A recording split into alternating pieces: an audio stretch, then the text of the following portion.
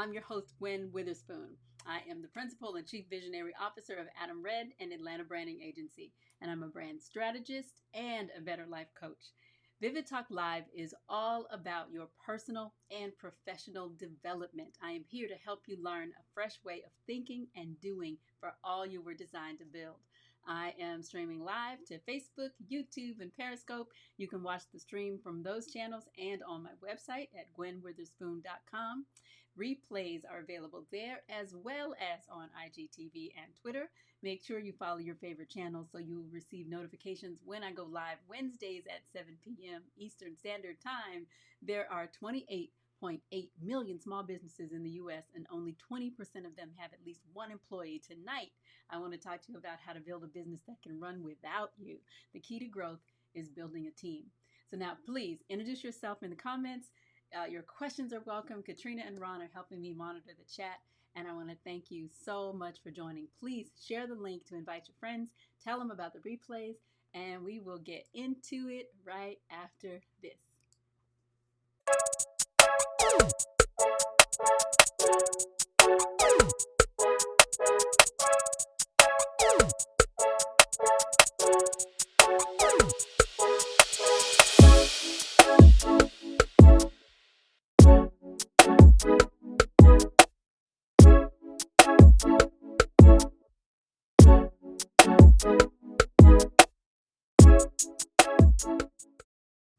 So make sure you follow Gwen Fuchsias at Gwen Fuchsias on Facebook, Instagram, Twitter, Periscope, and Gwen Witherspoon Coach on YouTube.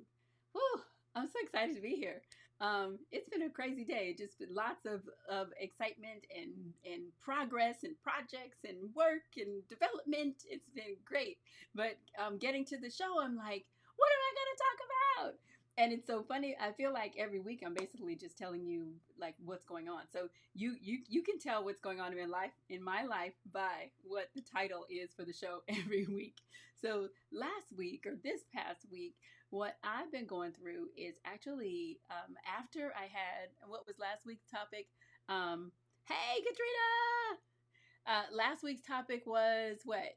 Let failure be your fuel. So I had some failure the week before, and that failure propelled me into some serious work on my business, which was heavenly. Like, I really, it was just exciting. Like, I allowed the trauma and the challenges of that week to really just propel me forward and really truly be my fuel. And so I have just been reading and studying. I've made a new commitment to reading more and developing more just as an entrepreneur, as an agency owner. I've been purposely going after, like, intentionally finding books I need to read, not just because they're popular or because other people said they are books I should read, but I just started really seeking out more content around the very challenges that I face every day and the things that I need to learn. And so it's been really exciting. So in addition to all of my regular work, and in addition to working to build a team and helping to add more structure so that they could be more effective, all of those things are going on, and I'm working on my business. So it's pretty exhausting. Like, it's a lot of work. It's a lot of brain power. I'm using up all the cells I got, trying to increase that brain capacity. But I got to tell you, it's just been delightful. It's like it fills me with hope, and I think also it's gotten me to a certain level of overwhelm. Like, I'm like right at the edge. Like, I don't use that word very often to describe myself. Most people are easily overwhelmed when they hear my projects and hear the stuff I'm trying to get done. And when I try to get them to work with me, typically that's a word that other people use and not me. But what I'm realizing is I am feeling more overwhelmed as I try to make the step, like to step over into that leadership role, that truly visionary role that I need to be in as an entrepreneur. And I'm fighting with the doer, the technician, the one that wants to be in there, working and making sure everything is done just so. Well, that's overwhelming because those two forces are really fighting against each other. But it's also exciting because it shows me that I am growing, right? Because I'm really more willing to step over into that place that's more uncomfortable, that I don't really know that much about. I remember as I was just developing professionally when I was younger, like in my agency days when I first started, like 30 years ago. Sounds so long ago, right? But when I was just getting started, you have all of this ambition and talent and all these ideas and this freshness, and you haven't really failed at much of anything. So you think anything is possible, and you can see yourself walking across the stage, receiving the awards and motivating the masses. Like you have all of these positive ideas about yourself and your future and these big goals. And then as you grow and you kind of get beat up a little bit and things don't quite work out the way you want, and maybe you're disappointed or you've had some run-ins in relationships, all of a sudden those things don't seem like they're that possible anymore. And so it's easy to get to a point where you're like, you know what, I'm just going to do it myself. I'm going to if it is to be, it's up to me, that whole attitude. And like that, you can start kind of feeling like, well, shoot, if it's going to be done, I'm going to have to do it myself. And I've certainly been in that place myself for a long time. But what tonight is about, the title, I think it may be wrong in the video, and so I'll have to adjust that when I get off of the live. But the title for tonight is The Key to Growth. And there's no I in team, which we've heard that said many times, and why you need to build one, why you need to have one, right? Because I think for so long, well, let me back up. There are 28.8 million. You need volume. I don't know how to turn it up. There's no volume to turn up. Is it? I don't know. We'll see. My executive producer just told me that my volume wasn't up high enough. But there are 28.8 million small businesses in the United States. 28.8 million. And hey, Renee, there are 28.8 million. And it struck me, I looked it up, there are only 20% of those who have one employee or more. Think about that. So only 2 in 10 small business owners in the U.S. has at least one employee, which means, we hear about it all the time. We hear about it and we live it, right? That entrepreneurs are wearing a bunch of hats. If it's just you basically have to do all of the jobs. You have to think about all the roles. And it's so easy to just be overloaded and overwhelmed, right? And just to feel like you're on a wheel. And I didn't look up what the average revenue is, but I think that it's probably pretty low, right? The average small business owner isn't making a whole lot of money, typically, because they're trying to do all of it. And what I'm learning is, actually, I got asked a question when I was doing my working on the business this week, and one of them was, what type of agency do you want to build? What type of business? Let me ask you, what type of business do you want to build?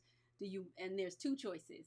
And there may be other words to describe them, but I thought it was just a really compelling way to ask the question and make a decision. She said all of the things, right? Doing everything all at once. But so what kind of business? Answer this for me. What kind of business do you want to have? Do you want to have a lifestyle business or an equity business?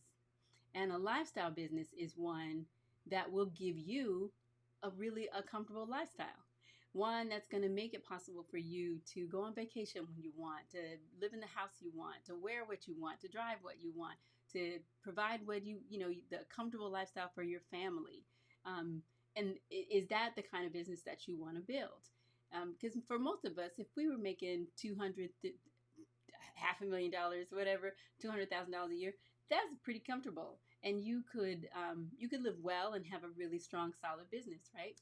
But or do you want to build an equity business? And an equity business, and when I first saw this, my first thought was, well, no, I don't want to do that. But an equity business is about building a business so that you can position it to sell it. And I, at first I was like, well, I don't want to sell it. Like, why would I build something fabulous and then just go sell it, just to let somebody else have it? I just didn't, that wasn't a goal, right? But when I really dug into that a little bit deeper, everyone should build their business. This is the concept I was really introduced to this week. You should build your business as if you were trying to sell it, even as if your end goal was to sell it, because in order for you to do that, you would have to build a business that could survive without you. Think about that. So if you're doing everything and you're the only one who knows all the secrets and you're the only one who can pick up the phone and move that client and get them to do something that you need them to do, if you're the only one who can upsell them, if you're the only one who knows exactly where all the money is kept or how everything is done, if you are gone, there is no business. The business it disappears. So then you know what that does? It makes it devalues the business. Isn't that deep? Because we think, I think I'm pretty fabulous. Yes, absolutely build to sell, Katrina. But if you step away and the business falls apart, then there is no business. Isn't that deep? And so we have to build our businesses as if we want to sell it someday in the future. And what I love, and it set me free when I saw that really just means you got to build a business that can survive without you. If you're the only one, like me, I started as a graphic designer. So I started out as a doer, and so I've spent my whole career with a vision to have an agency that's bigger than me, multi-millions of dollars in value. But then I've been working. Doesn't it make sense now when you actually say it? You go, well, duh, of course would I want to do that. But we're not behaving as if we want to do that. And in order to do that, you have to build a team. And one of the things I read recently was talking about how, like in any celebrity you can think of, I think even like Kevin Hart and just any celebrity. If you're going to do something big, a celebrity, a corporate owner, clients need to be taught to love someone else as the new owner. Oh, that's deep. That's deep, Ron. They do. They need to be. That's the thing. Because if it's all about you, then all of your clients are only going to want you, right? And so for me, if every single one of the agency clients comes to Adam Red and they only want to work with me, there's a problem, right? Because there's only so much I can do. There's only so much time that I have. So I've got to build a business and build a team that will help sustain the business, that'll grow it, that'll make it far better than I could ever do it. I'm one person, and there are a lot of businesses and things built around personalities, and there's nothing wrong with that. But Oprah is not writing all the stories in her magazine. It's like we have to build teams. And well, one of the things that I read was that they said the key to growing something bigger than yourself is to start with a team and grow with them. And there are certainly some kind of dog eat dog, more high growth, highly competitive environments where people have very short time, there's a revolving door almost.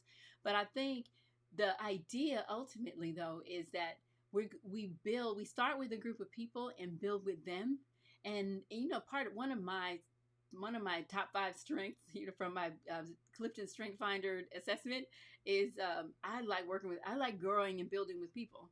And I'm certainly capable of doing things by myself, which Katrina has helped me prove that with Vivid Talk Live, because I was trying to find people to do it with over and over and over, and it always kept kind of coming apart.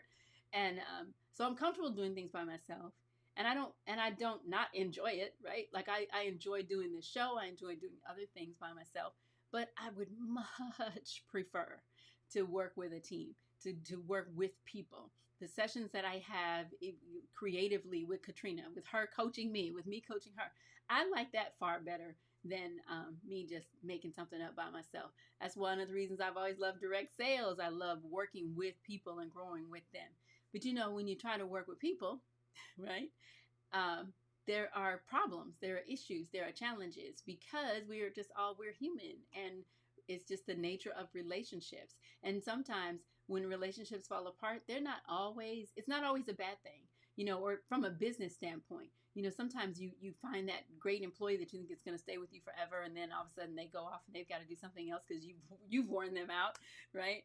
But it's okay, because we all go through seasons and growth periods and all of those things in our lives. Ron says your back office dynamism needs to be able to adapt to any changes in leadership and continue. Come on, boy. These are excerpts from his book, his upcoming book. No, kidding. But yeah, we have to get to a point where, well, first of all, answer that question for me. What do you want to build? Do you want to build a lifestyle business, or do you want to build an equity business? Whether you want to sell it or not, do you want to build an equity business? And you can put that in the chat. And so I think in order for you to, because one of the topics that Katrina had even suggested to me a while ago was talk about how I'm building my team, which is so funny because I don't really feel like I'm actually building my team. I feel like God is building my team, and God is bringing people to me. And I guess part of that is I've cast a vision, out in front of me and for the world to see. And that vision is starting to attract people to me in a different way, right? So I'm not necessarily, I'm stepping into a mode now where I am intentionally looking for people and trying to identify specifically, which I'll talk a little bit more about that, exactly what I need. But for the most part, I feel like the current team has come to me, which has been a really divine experience. And but what I realize is, in the middle of all of this,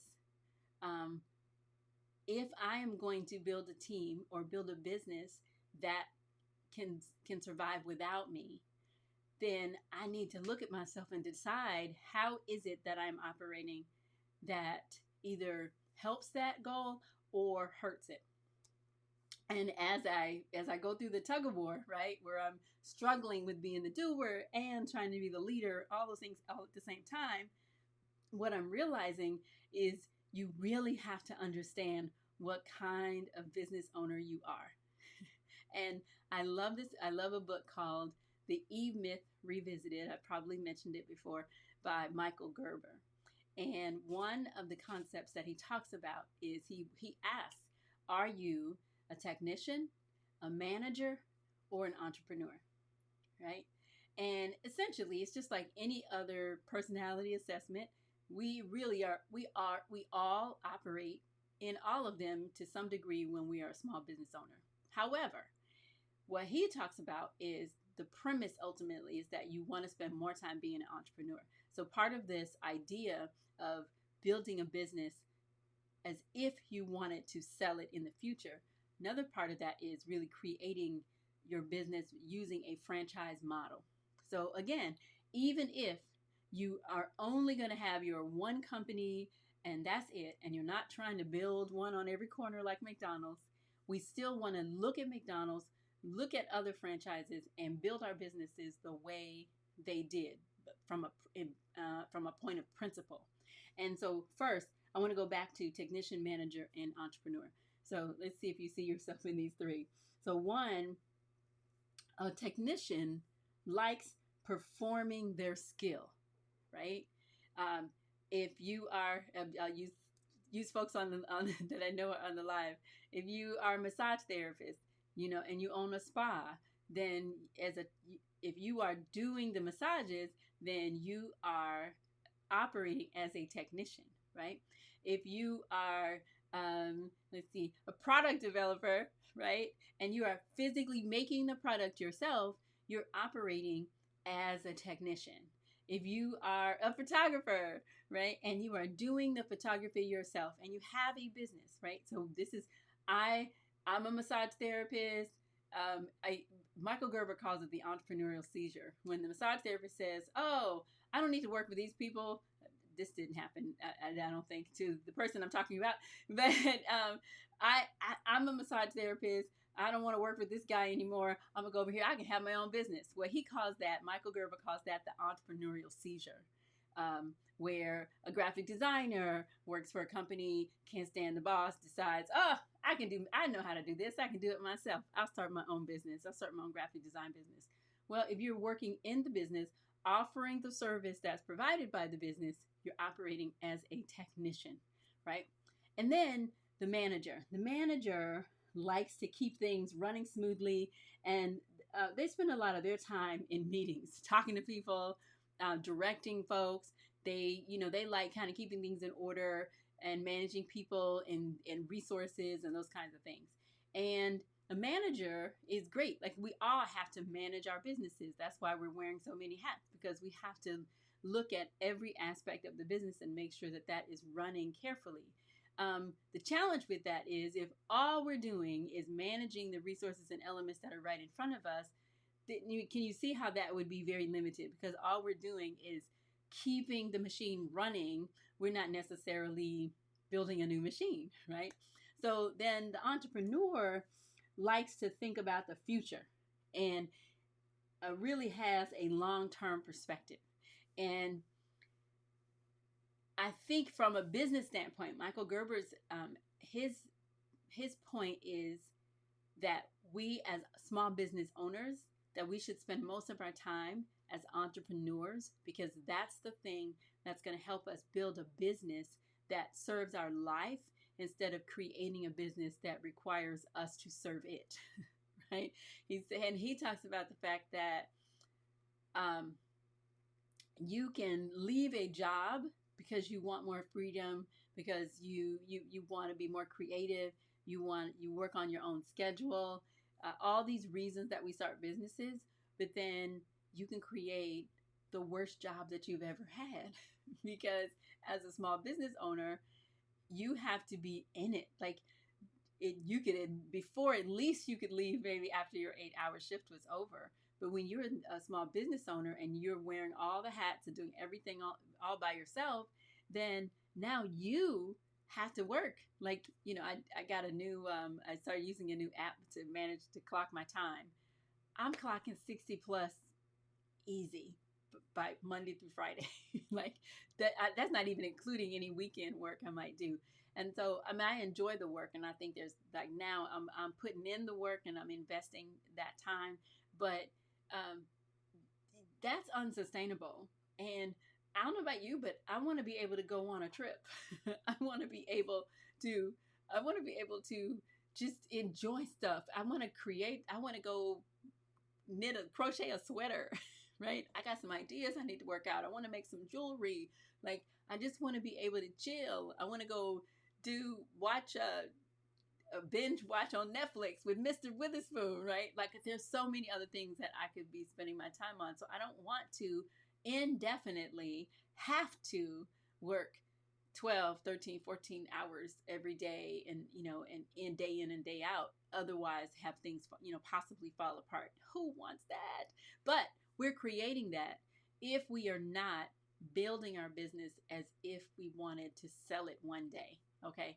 And I love this, because this is something I've discovered his book decades ago. And in my mind, it really spoke to me, because I love building charts and planning and doing all of that. So it's nothing for me to create an organizational chart for my company or for a project or help a client do that. But now that I'm really in it, really trying to build a business and really learning about myself and seeing that I am the reason that it's taken so long, and that and which I've been growing the whole time. So I don't feel like that's been wasted. But now I'm recognizing, I'm really examining myself more, because I really want to move forward. I really want to build a business that can survive without me. I want to build something that gives everybody that I'm involved with an opportunity to build the best situation for themselves, right? And for us to come together and collaborate and build something bigger that we couldn't do by ourselves. So that's requiring that I look at me, right? I can't expect to operate the same way I was years ago, or even last month or last week, and expect that I'm going to be able to walk into this new phase of my life and my business that I really have been working on my entire adult life, right? So I wrote down 7 things that you can do to help you build a team. One, you got to start with an organizational chart. And I think it's often easy, and I've done this with a number of people. I've even done with ministers, for churches. And what I find is it is so hard for us to think beyond where we are right now. And I remember I did a chart, a organizational chart for a church leader, and they looked at it and said, "We're not ready for that." And I'm like, they totally missed the point. I'm like, no, you're not ready for every single solitary person in this chart. But this is a good framework for you to work toward, so that you know what kinds of leaders you're looking for, what kinds of how you're going to divide up the areas of responsibility, and like all of these things are really important for you to start thinking through. And what I realized is if you just start there, that is going to help you start getting in your mind, what is it going to take to do this? Because when you're doing 10 jobs, it's hard for you to recognize when one job starts and when the other one stops, right? Because we're just fluidly going in and out every day, all day. But you have to think through, if you're going to build a business that can survive without you, then you've got to think through what needs to happen. What roles do I need in this company? And what would what would the hierarchy be? What kinds of managers do I need? How am I going to take care of legal and accounting, and how am I going to deal with all these things? And so my goal, so what I want to challenge you to do is to write an organizational chart. And even if you've done it before, I want you to pull it out again and think, okay, now how am I going to use this, and what adjustments do I need to make in it? Because as you grow and as you do more and you learn more, you can be smarter about how you divide responsibilities. You can start out with and which is typical when you write your first one, you're going to start out with a pretty like pie in the sky, broad, big, something that, you may not have one potential employee in sight, but you may see, I need 20 people, right? And so you can start with that, but then you can also back up and go, okay, I'm going to start, how am I going to get to this? So what I liked about Michael Gerber's book, The E-Myth Revisited, is he talks about creating the organizational chart first. Then, so the second step is, if you don't have the people to fill the roles, find third-party resources. And this was something that I just kind of started doing organically and didn't really do it on purpose, right? So I want you to think about it. So you say you need 5 key departments. Typically you need marketing, you need admin, you might need business development, just whatever your top 5 are. Or maybe there's 3 departments, and under that you might need a manager, a coordinator, an assistant, an intern, right? But then you can look at those roles, and you might be able to fill some of those roles with a third-party app, now, especially with all of our technology. So technology might help you leverage where you may not have a person. I know we started using Infusionsoft 7 years ago, and one of the reasons that I invested in that tool was because I wanted to leverage my time. So if you can create an automated email campaign, that campaign can be connecting and talking and reaching out to people when you don't have time, or when you have to do something else, and the emails can be warming people up. That's a job. So if it's going to cost me a couple $100 a month to have a service like that, like it doesn't anymore, that's good. That's the best thing. But back then it did. So it was a couple $100. Well, I couldn't pay somebody full time to do the work that technology was doing for me. So that made sense to invest some money into that, right? So that's one way to do it. The other way is you could get advisors that could help you. Maybe people that just are professionals. SBA has a SCORE program where you can talk to retired professionals and just get their advice and get their coaching. So you may have a suite of those. Instead of, maybe you can't afford it right now to pay one coach, go through a full program with one person.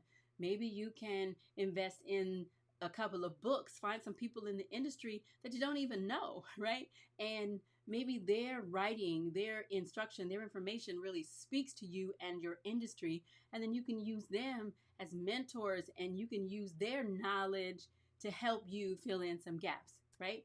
You could, like when I talk about third party, you could even hire. So maybe you can't afford to pay someone to be your full-time administrative assistant, but you can hire somebody to be a virtual assistant for you, maybe a couple of hours a month, or to do a specific project. So I think we've been thinking too narrowly. It's like, as an entrepreneur, either I can hire somebody, pay them a full-time salary, give them benefits, give them equipment, pay for all of this stuff, or I can't.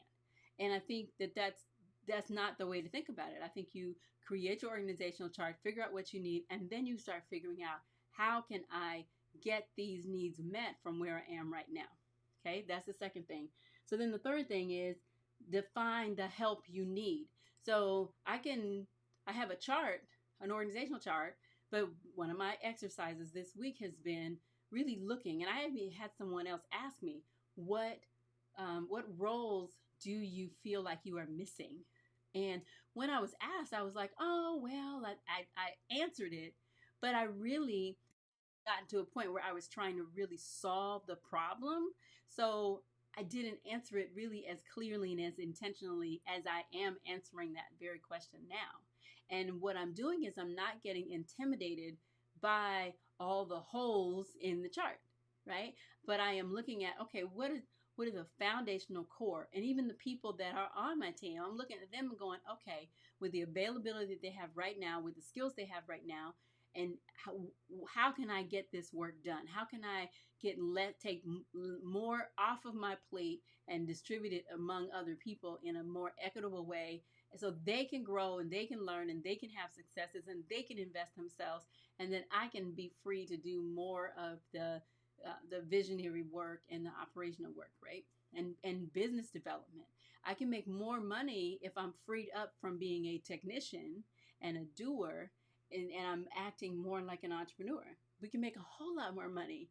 And I think that's where we miss the boat as entrepreneurs. If you were making $10,000 a month as by yourself, how much more could you make if you had a team doing all the stuff you're doing now, that you were doing, that got you to that point? How much more?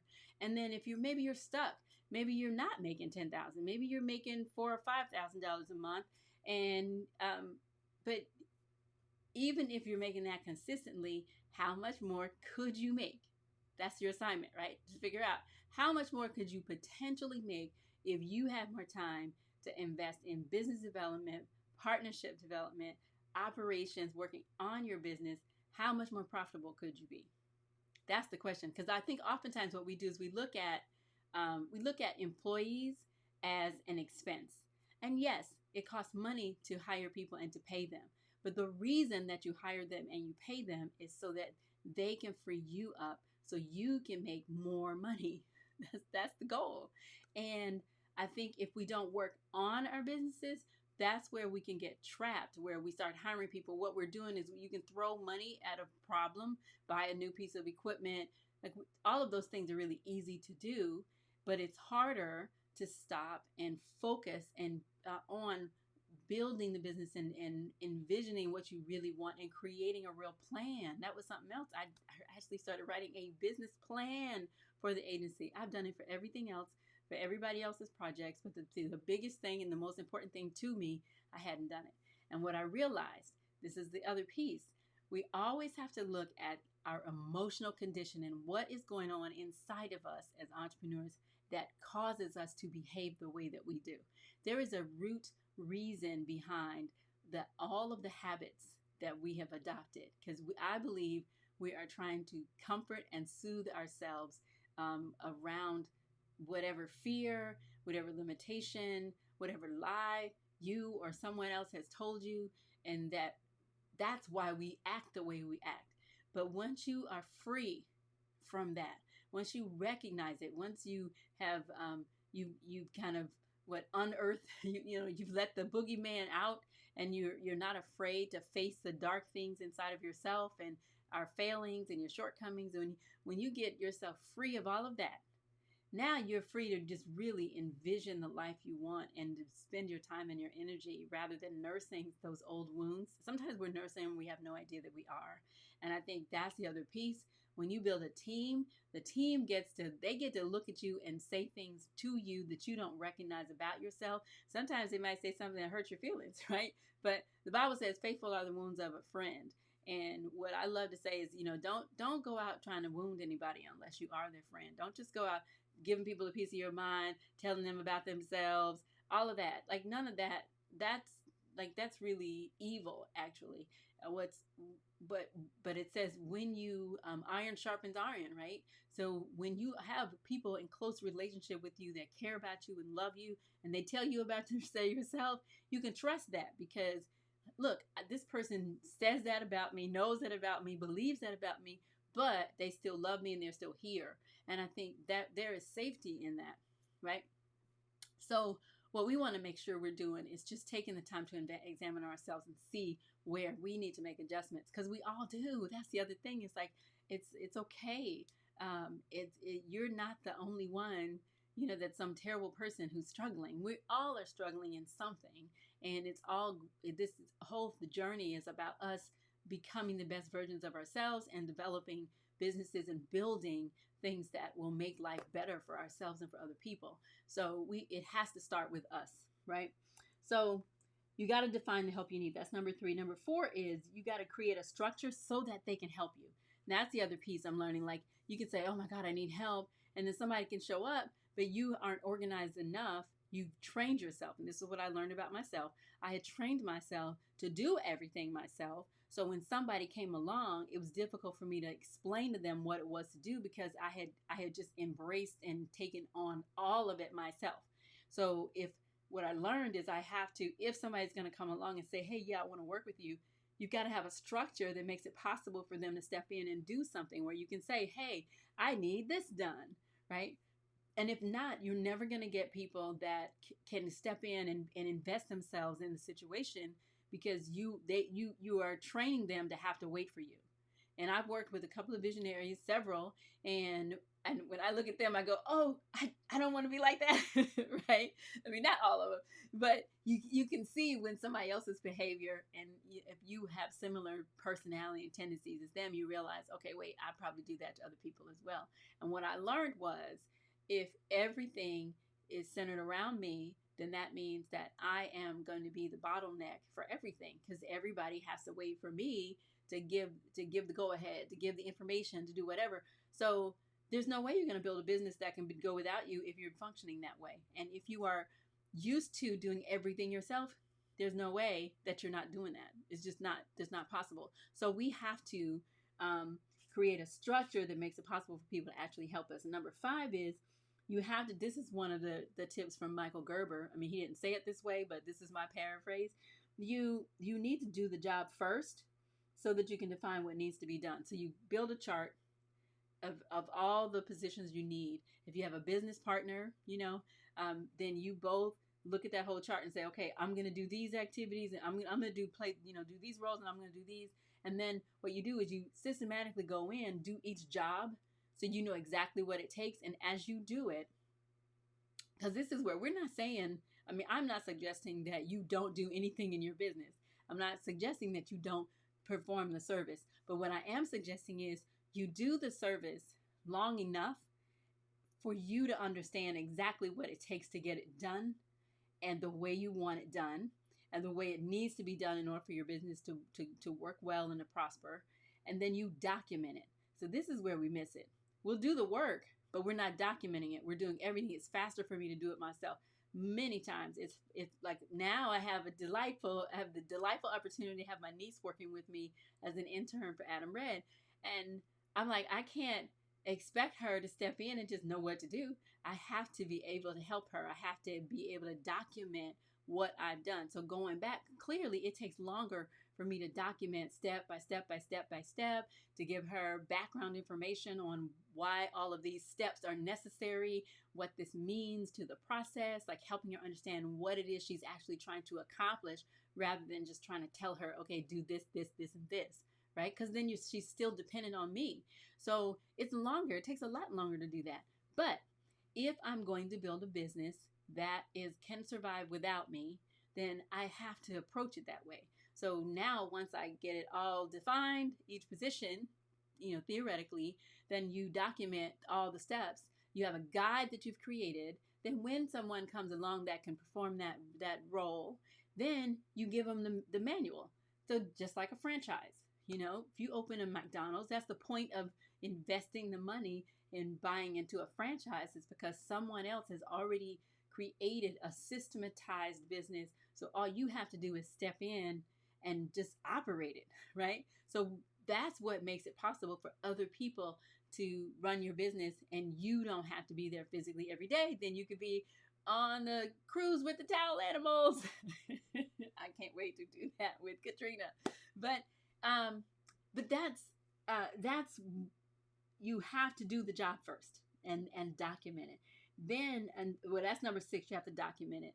Then number 7, which I talked about also, you have to train them. You use it to train. You don't just just tell them what to do. Because if you were in a position where you're telling people what to do and just delegating tasks, there's no way they're ever going to be able to do the work without you.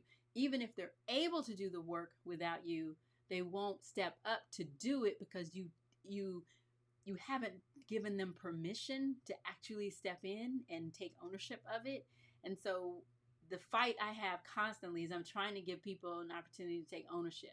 And one of the things also that Michael Gerber talks about in his book is, now you can make the mistake. Say you're the technician, you're doing everything, you're doing every job in the business. Then maybe you get somebody that can do the work, and you're all giddy and excited about that. So another mistake we make is then we give them all the responsibility. So then that person basically steps in and ends up doing the same thing that you did, only they don't own it, right? So one day they can collapse and be like, look, take this job and shove it. And then you come back and now you've been out of it, and now you really don't even know what to do anymore, and the business is devastated. So you can't just hire people and throw them to the wolves and hope they make it, right? We still have to be involved and engaged in it. And but you need to be involved and engaged in it as an entrepreneur, not as a technician or just a manager, right? Isn't that delightful?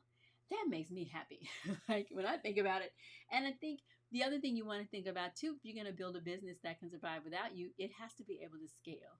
And I mentioned this as well. There was an angel investor that I had the opportunity to work with very briefly, and he talked about the fact that when he looks for a business that he wants to invest in, or that he's thinking about investing in, he asks himself, can it be scaled from a fruit cart to a grocery store, right? Can it be scaled?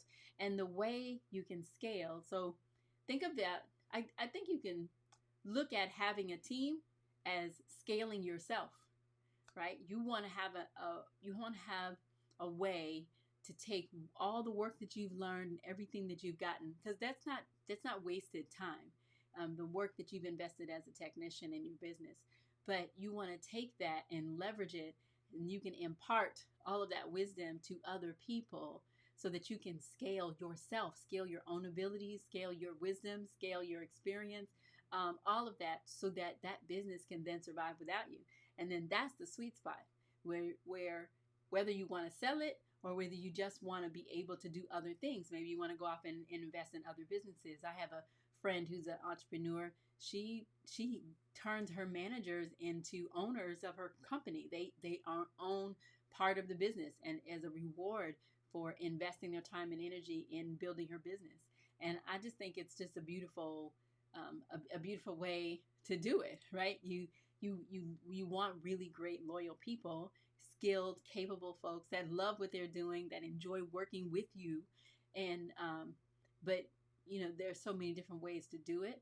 But part of it is you first have to decide that you are going to build a business that does not depend 100% on your presence and your energy and your abilities.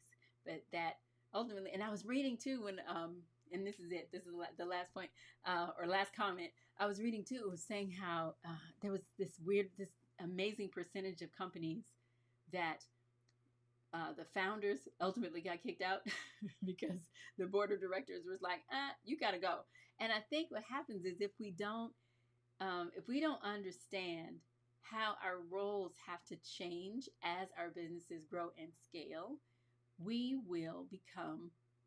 can just become an impediment to the company's growth at every stage.